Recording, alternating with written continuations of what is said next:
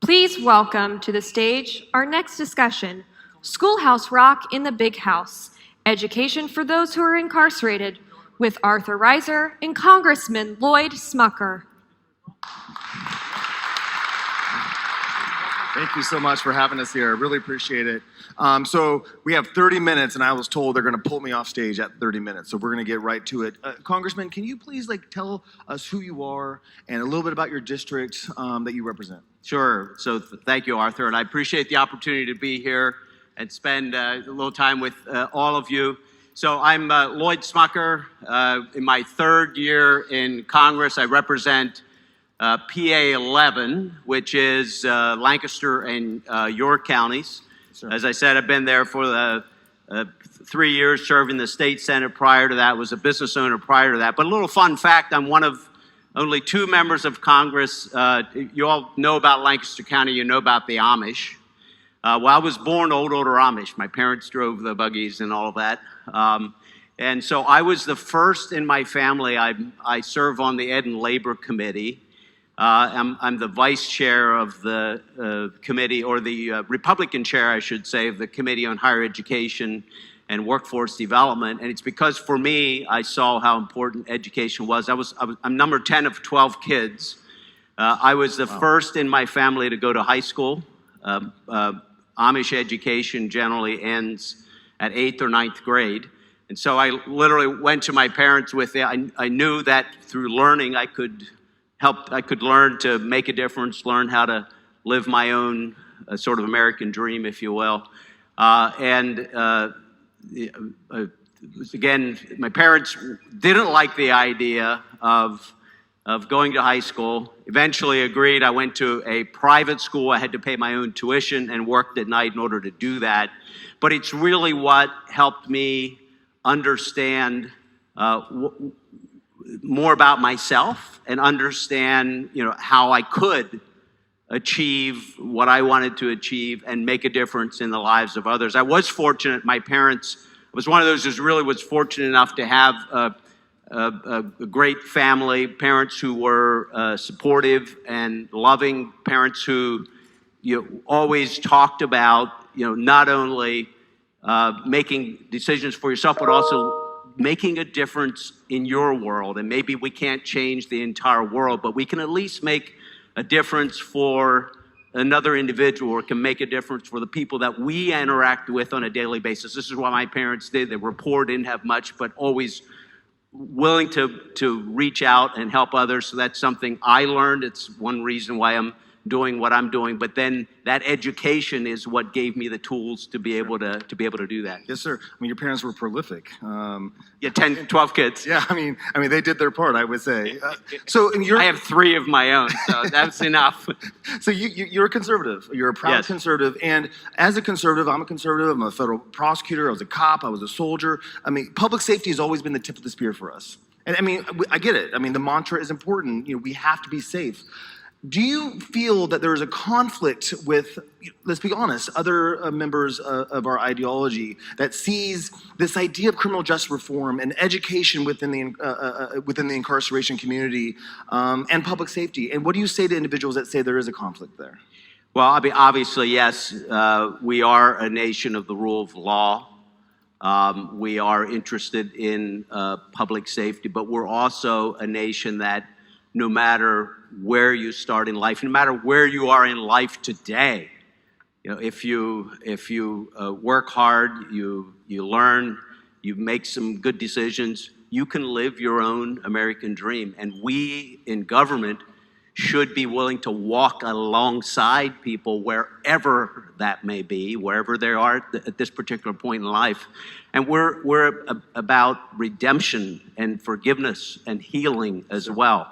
And so for me, there's no conflict whatsoever in those 2 ideas, the idea of being a rule of law, but also walking alongside people wherever they may be. It's sort of the same argument I hear. One of the reasons I ran, as I mentioned, was to help people achieve their own American dream. The idea that we have ideas that can help lift people out of poverty. I'm also for welfare reform.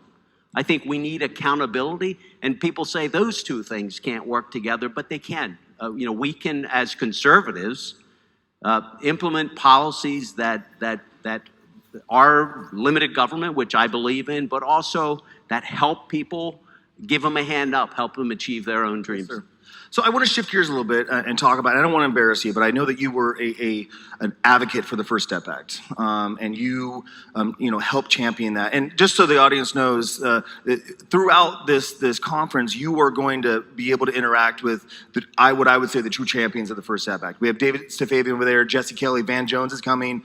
These are the people, along with men and women like yourself, that stood up and said, "This is good policy.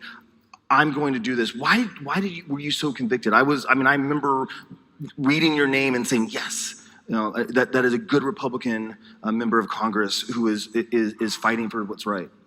Well, first of all, I'd like to thank you and other folks here with the American Conservative Union for their voice in pushing that piece of legislation, and others that you will hear from today really were the key individuals who helped drive adoption of that legislation, to drive signing into law. It's tough to get law done in our system of government, and you all did an amazing job with that, and I appreciate it. It goes back to what we just talked about. There are some very important reforms in the First Step Act that are allowing some individuals to be reconnected with their families, to be reintegrated back into society, and I think that's very, very important. Some of the changes in mandatory minimums, there's other significant changes in there that we're already seeing the impact of, and so it's a step in the right direction. It's a great piece of legislation, and I was very, very pleased to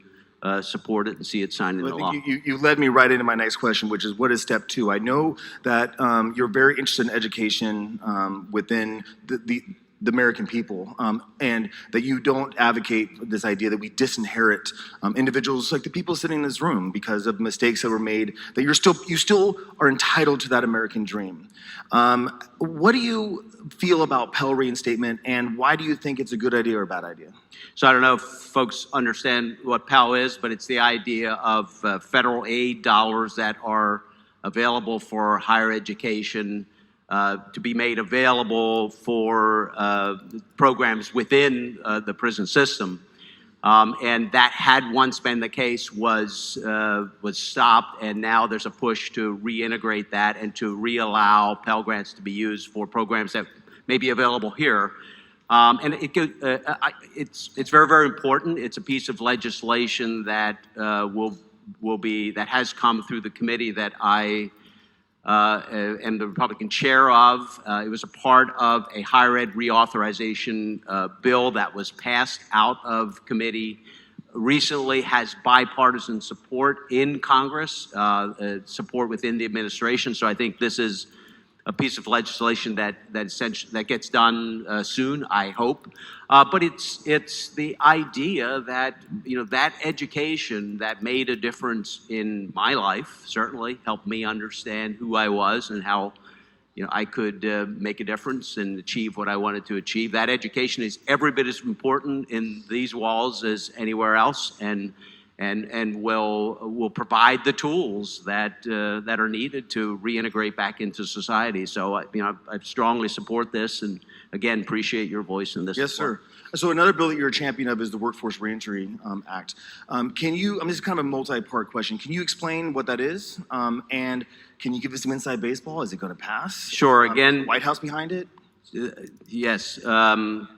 Again, this is about walking alongside individuals wherever they are, and individuals who truly want to make a decision to be productive and to potentially change. And I've talked to so many individuals who have been incarcerated for a while, and who maybe have been incarcerated more than once, and suddenly something clicks in them, and it's often through education or maybe through a mentor or someone they connected with, and realize that they can be productive members of society. They can absolutely do that. They can make that difference. And this particular program, a reentry program, we shouldn't stop walking alongside individuals only when they're here within these walls. That should continue as folks leave here, work to get jobs and so on. The Department of Labor has had a reentry program, if you will,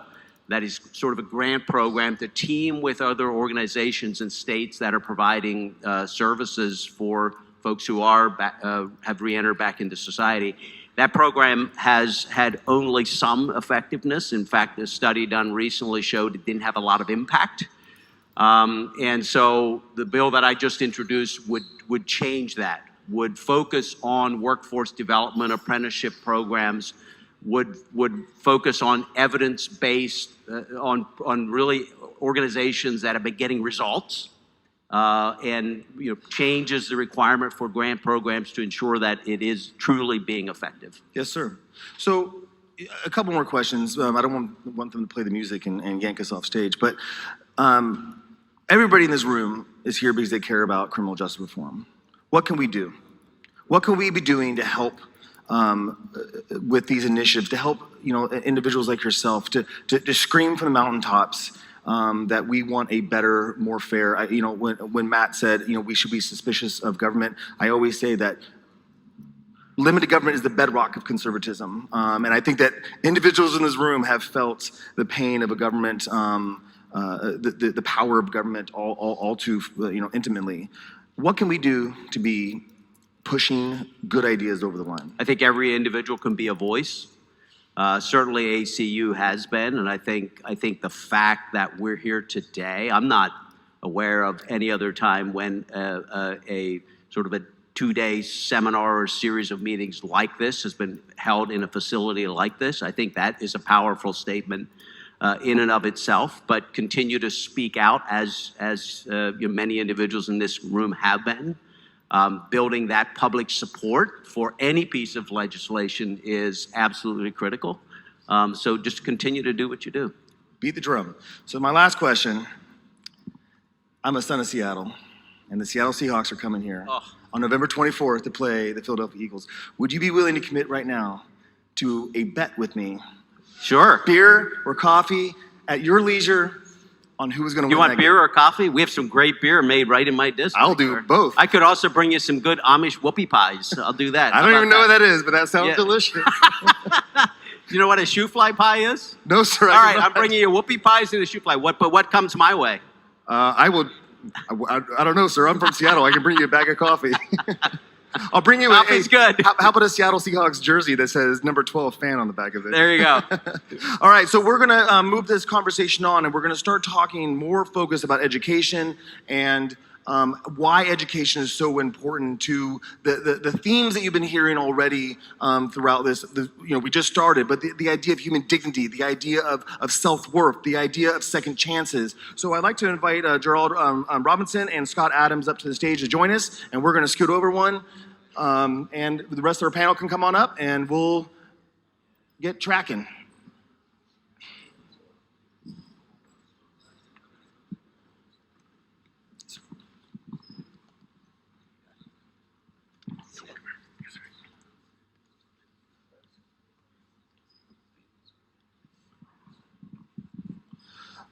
Okay, so we're going to continue the conversation about dignity and education. So, Gerard, can you start off by giving us a little deeper insight about why education is so important for the incarceration community? Why should we all care about this? So, education for liberation. That's one of my mottos, and here's why. When we finished the Pledge of Allegiance, we said, liberty and justice for all. Liberty and education go hand in hand, and if we want justice for all, so does education. Education for me matters because the term is bigger than schooling. It's bigger than a building. It's about the ability to make sure we provide you with opportunity to learn. I'm a big believer that people, men and women who are incarcerated, should have an opportunity to go to college, or to pursue a GED, or pursue a certificate or a credential. It's important in here because it's important on the outside. I'm a dad of 3 children. Whenever I have an opportunity to speak to people who are incarcerated, and I began my career as a 5th grade school teacher. When most of my classmates from Howard University, a black college in DC, went to Wall Street and government and other places, great jobs, I said, I want to teach. And so when I talked to those who were incarcerated or who were, I said, if you can go back in time and talk to your 5th grade self, what would you say? They say a lot of things, but the number one thing that people say is, I wish I would have taken school more seriously or learning more seriously. And so the idea that people stop learning when they leave school, or somehow after 18, if you finished high school, you're done, lifelong learning is real. And so for me, bars and buildings don't matter, it's brains. And that's why I believe education for liberation is real. So, Congressman, I want to just carry on a little bit from what our conversation just was about, what are the practical effects of education for individuals like the individuals sitting in this room? How does that actually make us a safer society? How does that make us a better society? So one of the amazing things today in this economy, we have a very strong economy. There are literally over 7 million job openings right now. And at the same time, we have individuals who are not prepared for those jobs, who maybe just don't have a different skill set. Of course, jobs have been changing over time. And so one of my focuses has been ensuring that our education system prepares individuals for the jobs that are available for those great careers. And so in some cases, that's career and technical training, that's apprenticeship programs, by the way, which I understand are offered here at this facility, some construction programs and so on. I mean, there are a lot of jobs out there that really require those sorts of skills. For myself, I was a non-traditional student. I went to college at night while I was operating a business during the day. Most, to the point that was just made, most college students today, or if any higher education, whether it's career and technical apprenticeship, most are not a traditional 4-year student any longer. They are learning while they may be working a job. They're earning while they're learning. And so it is that idea, and this is definitely true for me, the idea that it's a lifelong learning. And you constantly, you can be learning while you're working, you can be learning in any setting, you can be learning right here to prepare yourself for those jobs that are available today. So Scott, how does that impact the criminal justice system? I mean, what do we gain as a society when we pick up these flags and we carry them forward?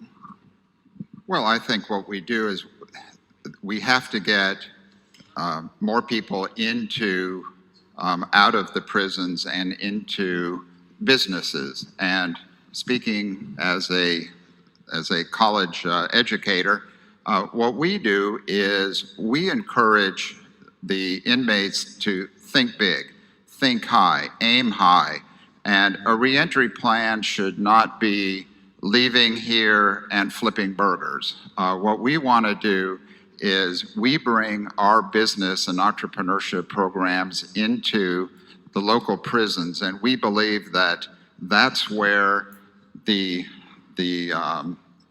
benefit to society starts, is with inmates who are learning not only skills, but they're taking these skills and they're saying, we want to take this skill, manage a business on the outside. Most universities nowadays have business incubators. We have a business incubator. We want to take inmates, their reentry plan is, I have learned this skill inside behind bars. I want to take this, come out, and I want to go into the incubator. We will help you start your business, manage your business, teach you how to do this, give you college credit inside inside here that you can use at our institution or elsewhere.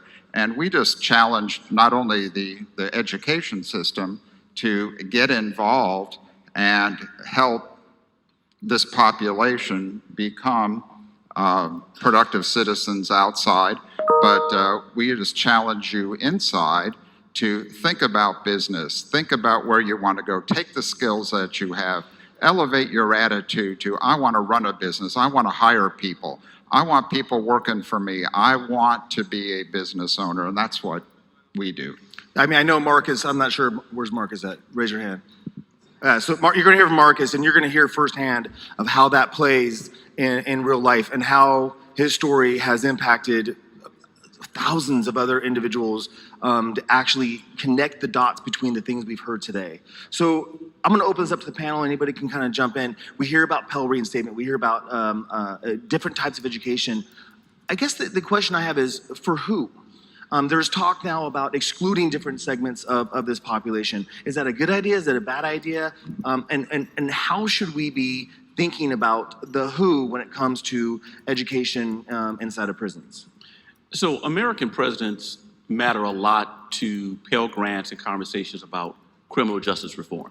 Now think back in 1965, President Johnson, in fact the only American president with a degree in education, signed the 1965 Higher Education Act. Well, that played a role in allowing people who were incarcerated to have access to money to go take college courses while in prison. Well, from the 60s up until 1992/1994, you could do that. Well, in 1994, President Bill Clinton signed a law which basically said no one who's incarcerated, male or female, should have access to Pell Grants. Fast forward to President Obama, first American president sitting to actually visit a prison. He reinstated a second chance Pell pilot initiative, where up to 12,000 men and women have an opportunity to receive a Pell Grant to take courses. I've had a chance to go to a number of prisons and do so. For me, I think it should be open for everyone who's incarcerated. I like what I would call the pre-94, really pre-92 approach. Just because you're incarcerated doesn't mean we have to incarcerate your opportunity. Money is there to be invested, so for me, liberty and justice for all, Pell Grants for all. So the fact is that over 90% of those incarcerated, probably higher than that, will one day or another re-enter back into, what do you say, it's 96%? 96% will re-enter back into society. So that's easy. All of those individuals should have access to education. I've heard the argument made that for that other 4%, the lifers, if you will, you know, why should we be spending taxpayer dollars on those individuals? But you know what's amazing? I've talked to some folks who were lifers who really have, through education, changed the way they view the world, have become mentors for others, and have helped build that culture within the prison that is really, really important for establishing that sort of pathway for those who will be able to re-enter society. So I don't buy the argument. I think it should be available to everyone. Yeah. Yeah, I think that we forget that individuals that have life sentences are the morale and the culture carriers for prisons, and it also, you know, we have these officers that are standing around protecting us, protecting everybody in this room, and trying to do, you know, their part to ensure the system is as fair and as just as possible, and it also makes their life better when we incorporate everybody. So Scott, I'll give you kind of the last word. What do you think should be the next? How can we help? What can we be doing right now through, you know, the next bill that passes, the next bill that doesn't pass? What can we be championing right now? Thank you for that. Let me just follow up. We talk a lot about segments of our incarcerated population. One segment that I think that we forget is incarcerated women. And incarcerated women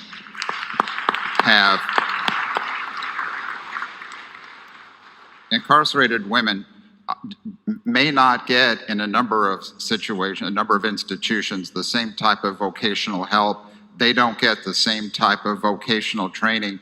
They are trying to be mothers on the outside. And when they are released, they have special issues and problems that men may not have or don't have.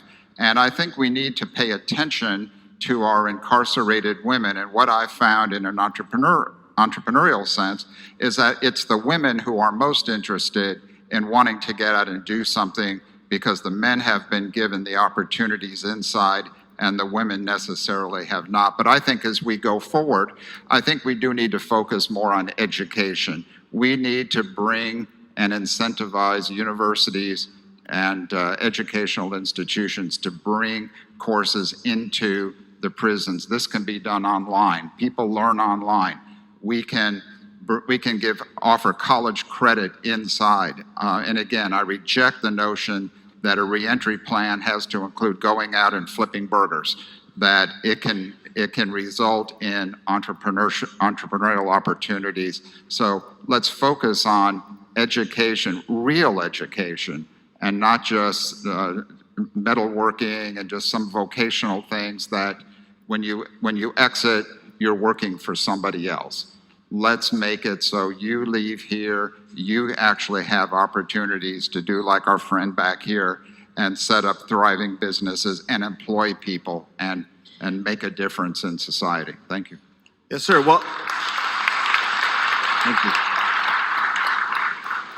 4 men who speak for a living, and we were exactly on time. So I appreciate your ideas, your thoughts. I know that your heart and soul are in these issues, and you've dedicated your life to making this world a better place. So thank you very much, gentlemen. I really appreciate it. And we're off to the next great presentation.